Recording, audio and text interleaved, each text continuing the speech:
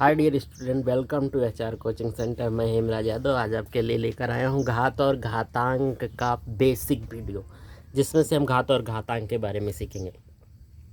जैसे कोई संख्या लिखी है 5 की घात 3।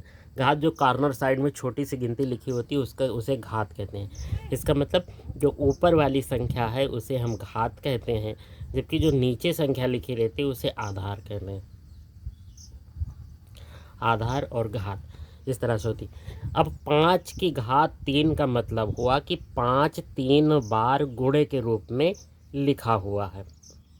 तो अगर हम इसको 5 की घात 3 को हल करेंगे तो 25 पंचे 125, तो इसका उत्तर हो जाएगा 125। 2 की पावर 5 का मतलब 2 5 बार लिखी, विस्तारित रूप है 2 गुणे 2 गुणे 2 गुणे 2 गुणे 2। तो 2 को 2 से गुणा करेंगे 4 आएगा, फिर 4 को 2 से गुणा करेंगे 8, 8 को 2 से 16, और फिर 16 को 2 से गुणा करेंगे तो इस तरह से हमारा 32। इस तरह से हम घात का विस्तार कर सकते हैं। उसके बाद अगर कोई संख्या इस तरह से लिखी है 3 गुणे 3 गुणे 3 गुणे 3, अगर इसे घात में लिखना है तो हम देखेंगे 3 की कितनी बार है, 1 2 3 4, तो इसका अर्थ हो जाएगा 3 की घात 4। आपका ये एक आंसर बन जाएगा। इस तरह से घातों का विस्तार हम इस तरह से कर सकते हैं या घात के रूप में इस तरह से लिख सकते हैं। इसके बाद हम घात के कुछ नियम देखते हैं, जोड़ने घटाने के नियम, गुणा करने के नियम, जो भी घात के नियम हैं सारे नियम देखते हैं बारी बारी। तो हम घातांक के नियम सीखते हैं। तो पहला नियम ये है कि गुणा करने पर यदि आधार समान है, यदि आधार समान हो तो गुणा करने पर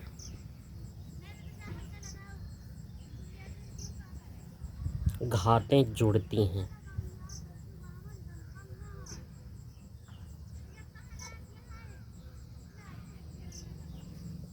देखिए 5 की घात 7 गुणा 5 की घात 9। तो अब देखिए आधार समान है जबकि घात समान नहीं है, तो यदि आधार समान है तो गुणा करने पर घातें क्या होती हैं, जुड़ती हैं। तो हम क्या करेंगे, 5 की घात कितनी हो जाएगी, 9 7 16, 5 की घात 16 हो जाएगी। ठीक है, या हम इसे इस तरह से लिखेंगे 5 की घात 7 प्लस 9, और 7 और 9 कितना हो जाएगा 16, 5 की घात 16। इस तरह से भी लिख सकते हैं, हल कर सकते हैं एक दो स्टेप और बढ़ा करके। ठीक है, तो यानी अगर किसी की घात a की पावर m है गुणे a की पावर n है तो गुणा करने पर क्या होगा, घातें क्या हो जाएंगी, जुड़ती हैं, a की पावर m प्लस n हो जाएगी। ठीक है, कभी कभी लड़के कहते हैं गुणा करने पर घातें जुड़ती हैं, लेकिन यहाँ पे प्रॉब्लम आ जाती है। जैसे मान लीजिए 5 की पावर -3 गुणे 5 की पावर 8। ठीक, तो अब गुणा करने पर घातें जुड़ती हैं, तो यहाँ बच्चे कंफ्यूज हो जाएंगे कि 5 की पावर -3 और +8 यहाँ जुड़ ही रही हैं, लेकिन ये अपने चिन्ह की वजह से घट जा रही है। इसमें कोई नियम में कोई त्रुटि नहीं है, नहीं तो नियम में त्रुटि समझ के कुछ लोग घटा देते कहते हैं। तो 8 में से 5 निकल गया, आपका 5 ही बचेगा, ये जुड़ा ही है।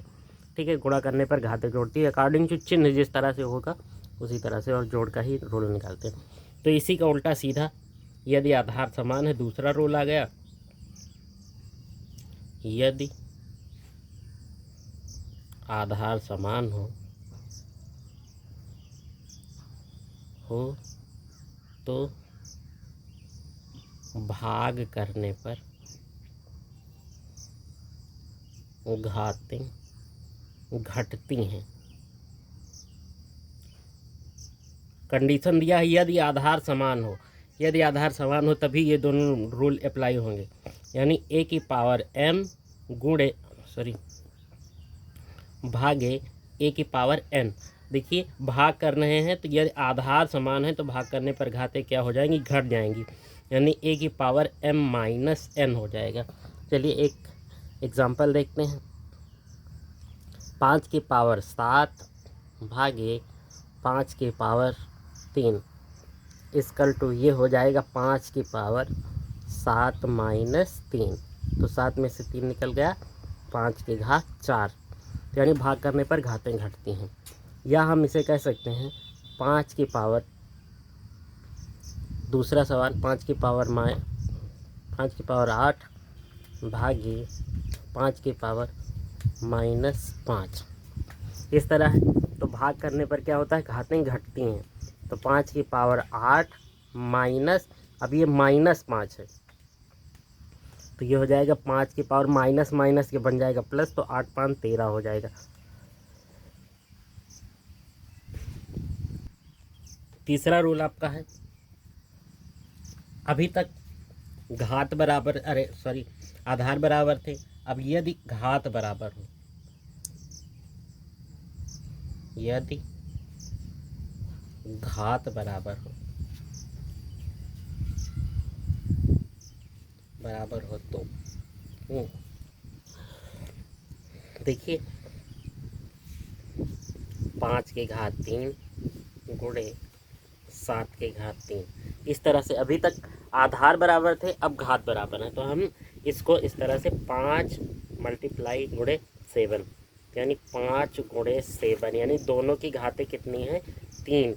अब यहाँ पे इसे जोड़ जोड़ के 3 3 6 नहीं कर देंगे, नहीं सवाल हमारा गलत हो जाएगा, क्योंकि 5 भी 3 बार है और 7 भी 3 बार है। तो दोनों को हम ब्रैकेट में बंद कर लिए, दोनों 3 बार है। इसका मतलब 5 सत्ते 35 की पावर बन जाएगी 3। अगर और सॉल्व करेंगे तो 35 को 3 बार गुणा करेंगे, 35 35 35, तो इस तरह से हमारा जो है इसकी पावर 3 बार सॉल्व हो जाएगी। यदि अब भाग करने का रूल इसी तरह, अगर यदि भाग में होता 5 की पावर 3 डिवाइड बाई 7 की पावर 3, तो हम इस तरह से, अब यहाँ भाग में है तो भाग में लिख लेंगे 5 भागे 7 की पावर 3। जब भाग को बढ़ना में लिख लेते हैं तो 5/7 की घात ये 3 हो जाएगी। तो भाग करने का गुणा, यदि घात बराबर हो तब हम इसको इस तरह से सॉल्व कर सकते हैं, गुणा और भाग। चौथा रूल है, घात की घात गुणा होता है।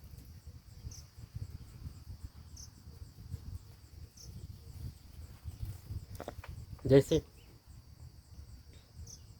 5 की घात 3 और 3 की भी घात 2, तो यानी 5 की घात 3 है और 3 की घात 2, तो ये घात की घात है, ये 2 घात की घात है। तो हम इसे लिखेंगे 5 की घात 3 और 2 का गुणा हो जाएगी, यानी घातों का गुणा हो जाता है। जब घात की घात रहती है तो गुणा हो जाती है, यानी 5 की घात 3 दूनी 6। ये आपका चौथा रूल होगा। हो गया। पांचवा रूल, यदि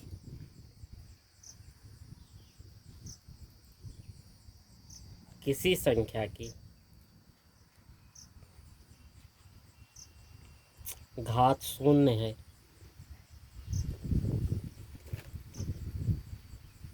तो उसका मान 1 होता है।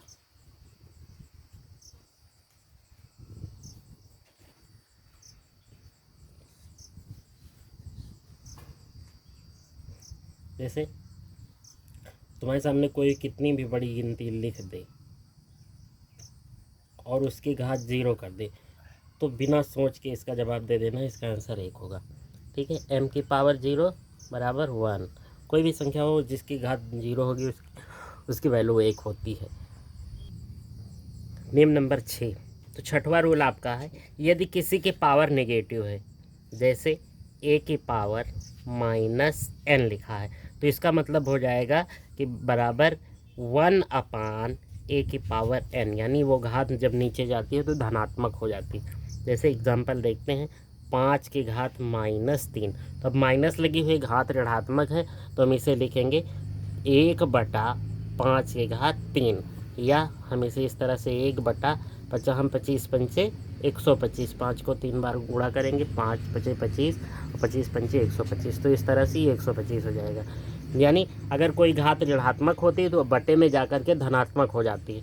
या इसका उल्टा देखें, या इसका व्युत्क्रम देखें इसी तथ्य का, 1/5 की घात 7 लिखा हुआ। अब ये जो अगर हम घात में इसे ऊपर ले जाएंगे तो ये हो जाएगी 5 की घात -7, -7 बटे में चली जाएगी, और बटे वाला ऊपर जाएगा तो माइनस में हो जाएगा। अच्छा, कभी कभी एक सवाल इस तरह से मिल जाएगा 1/5 अब -3 है तो ऊपर जाएगा तो और माइनस होगा, तो दो दो माइनस हो जाएंगे, माइनस माइनस ये प्लस हो जाएगा, यानी 5 की पावर ये 3 हो जाएगी। या हम इसे इस तरह से लिख सकते हैं 1 और 5 की घात 3 को 1/5 की घात 3, तो बटे का बटा पलट जाता है, ऊपर चला जाता है, तो ये तब भी आपका आंसर उसी तरह से 5/3 आ जाएंगे। ये तो छठा रूल, जब घात की पावर ऋणात्मक हो तो वो बटे में चली जाती है, हर में जाकर के धनात्मक हो जाती है। और आपका 7वां और आखिरी रूल है, यदि किसी की घात 1 हो, कोई भी संख्या लिखी हो, उसकी घात 1 हो तो उसका मतलब वही संख्या होती है, यानी घात 1 का मतलब वो एक ही बार लिखी हुई वही संख्या मानी जाएंगी। m की पावर 1 = m, यानी कोई भी संख्या की अगर घात 1 है तो वही संख्या हमें प्राप्त होती है। तो ये थे हमारी घात के नियम। अब इस नियम पे आधारित 1-2 सवाल देख लेते हैं जो थोड़ा सा डिफ़िकल्ट होंगे। आइए, स्क्रीन पे 3 सवाल हैं, 3 सवाल को उन्हीं घातांकीय रूप के आधार पे हम सॉल्व करते हैं। किस तरह से हल करेंगे, तो सबसे पहला रूल देखिए, घात -2 है तो हम क्या करेंगे, घात -2 है प्लस बनाने के लिए यहाँ पे इस संख्या का भिन्न का जो है व्युत्क्रम हो जाएगा, तो इसे हम लिख देंगे 4/-3 अब ये धनात्मक हो गई, ठीक है। 3/4 थी, ये माइनस हटाने के लिए 4/3 कर दी। जैसे 5 की घात -2 रहती थी या 3 रहती थी तो हम बताए थे कि इसे हम 1/5 की घात 2 लिख देते हैं, धनात्मक कर देते हैं। तो इसका मतलब क्या हुआ कि 5 के नीचे अगर कोई संख्या नहीं तो 1 है, तो ये पलट गया, तो 5/1 था, 1 है तो 1/5 की घात 2 हो जाएगी। तो उसी प्रकार से यहाँ 3/4 था तो 4/3 की पावर 2 हो गई। अब इसे सॉल्व करेंगे, 4 का स्क्वायर 4 × 16, -3 का स्क्वायर 3 × 3 = 9, आपका 16/9 ये आंसर हो गया, ठीक है। दूसरा सवाल देखते हैं, 8 की पावर -1 है, इसका मतलब हुआ कि 1/8, 5 की घात 3 है, 50 25 पंचे 125, अब पूरी का बटा 2 की घात 4 है, इसका मतलब 1/2 की घात 4 धनात्मक में हो जाएगी। अब इसे थोड़ा सा सॉल्व करते हैं, तो 125 से कम 125/8 बटा 1 बटा और 2 की घात 4 का मतलब 2 दूनी 4 दूनी 8 दूनी 16, 4 बार गुणा करेंगे 2 को तो 16 आ जाएगा, ठीक है। अब ये बटे का बटा क्या होता है, पलट जाता है, तो यानी 125/8 गुणे 16/1, 8 से काट देंगे, 8 × 1 = 8, 8 दूनी 16, तो 125 दूना 250, आपका इसका आंसर हो गया 250। तीसरा रूल देखते हैं, घात की घात क्या होती है, गुणा होती है, तो हम एक एक ब्रैकेट को पहले सॉल्व करेंगे। तो देखते हैं, पहले इससे इसको गुणा कराएंगे, 2 दूनी 4 हो जाएगा, यानी -1/2 की पावर कितनी हो गई, 4, फिर यहाँ पे -1 पावर लिखी। फिर घात की घात क्या होती है, गुणा होती है, तो -1/2 की पावर 4 × 4 -4। अच्छा, जब -4 है इसे धनात्मक बनाएंगे तो ये क्या होगा, इसका व्युत्क्रम हो जाएगा, तो यानी ये हो जाएगा -2/1, चाहे -1/1 यहाँ भी लिख सकते हैं, लेकिन कोई इसकी ज़रूरत नहीं, माइनस से गुणा कराएंगे ऊपर ही चले जाएगा, तो इस वजह से -2 के साथ हम ले लेते हैं। इसमें कोई नहीं तो आप सोचो कि यहाँ पे माइनस यहाँ नीचे कर दिए और यहाँ पे माइनस ऊपर कर दिए, तो इससे कोई कुछ इस सवाल पर इफेक्ट पड़ने वाला नहीं। और यहाँ पे घात अब क्या हो जाएगी, धनात्मक। अभी तक 1/2 थी तो ऋणात्मक थी, अब 2/1 हो गई तो यहाँ पे धनात्मक।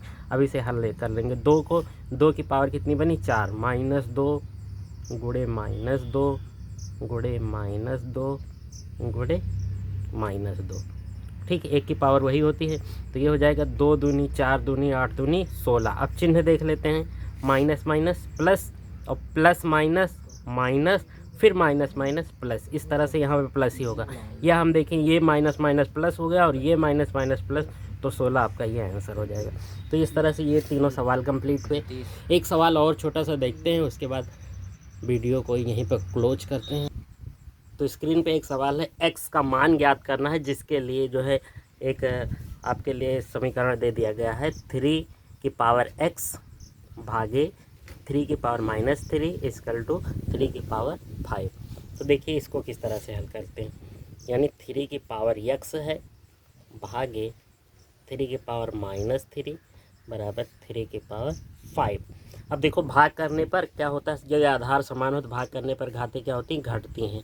तो यानी घात क्या हो जाएगी, घट जाएगी, x में से -3 निकल जाएगा बराबर 3 की घात 5।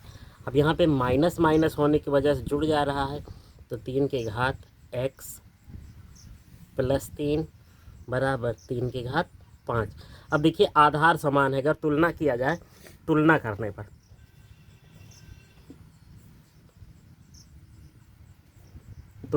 पर यदि दोनों के आधार समान है तो घातें भी कैसी होनी चाहिए, बराबर होंगी, क्योंकि बराबर यहाँ पे लिखा तो घातों की जगह पर भी बराबर ही होना चाहिए।